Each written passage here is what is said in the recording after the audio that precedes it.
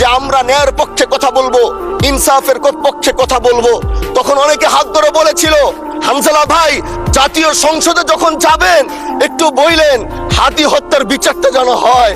ন্যায়ের পক্ষে কথা বলেছিল, ইনসাফের আওয়াজ দিয়েছিল। আমাদের মতোই যুবক মাননীয় স্পিকার, তিনি এই যে স্বপ্ন বুনেছিল এক বাংলাদেশ করবার, রাস্তার ভিতরে সেই স্বপ্ন থামিয়ে দেওয়া হয়েছে। এই বিচার যদি না হয় তাহলে আমাদের মতো হামজালাদের নিরাপত্তাও রাস্তায় কেউ দিতে পারবে না মাননীয় স্পিকার। এজন্য আপনার মাধ্যমে আমি বলতে চাই, হাদি হত্যার বিচার যেন সুনিশ্চিত করা হয় মাননীয় স্বরাষ্ট্রমন্ত্রীর মাধ্যমে। কানা মুহাম্মাদুন আবা আহাদিম মির রিজালিকুম ওয়ালাকিন রাসূলুল্লাহি ওয়া খাতামান নাবিয়্যিন ওয়া কানা আল্লাহু বিকুল্লি শাইইন আলিমা। আপনি জানেন নবীর পরে আল্লাহ নবী হচ্ছে আমার ইমানের অংশ, আমার ইমানের পার্ট।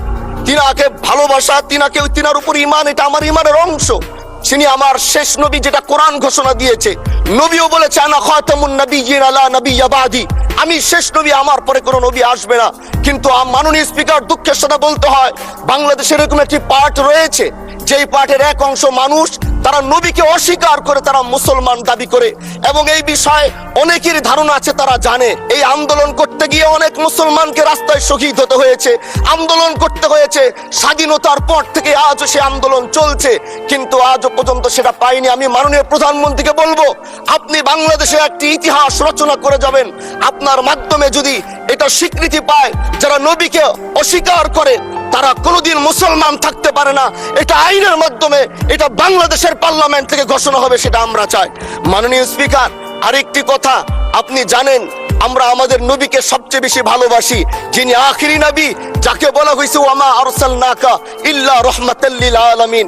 আমরা বারবার দেখছি কিছুদিন পর পর কারা যেন কিভাবে এসে আল্লাহ নবীর শানে কটূক্তি করে, নবীকে নিয়ে অশ্লীল ভাষায় গালিগালাজ করে, নবীর শানে কটূক্তি করে। এই আন্দোলন, এই সংগ্রাম করতে গিয়ে আপনিও মাননীয় স্পিকার দেখেছেন রাস্তাঘাটে আন্দোলন করতে গিয়ে কত মানুষ মৃত্যুবরণ করেছে।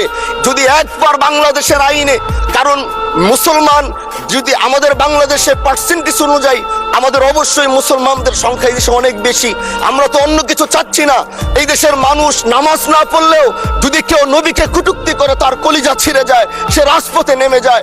আমি বলবো যারা নবীকে কটূক্তি করে, নবীর নামে গালিগালাজ করে, এদের মৃত্যুদণ্ড, এই আইনটাও যেন বাংলাদেশের এই সংসদ থেকে পাশ করা হয়। মাননীয় স্পিকার, এই কথাগুলো বলতে গিয়ে অনেক কথা হারিয়ে যাচ্ছে। এলাকায় বলেছিলাম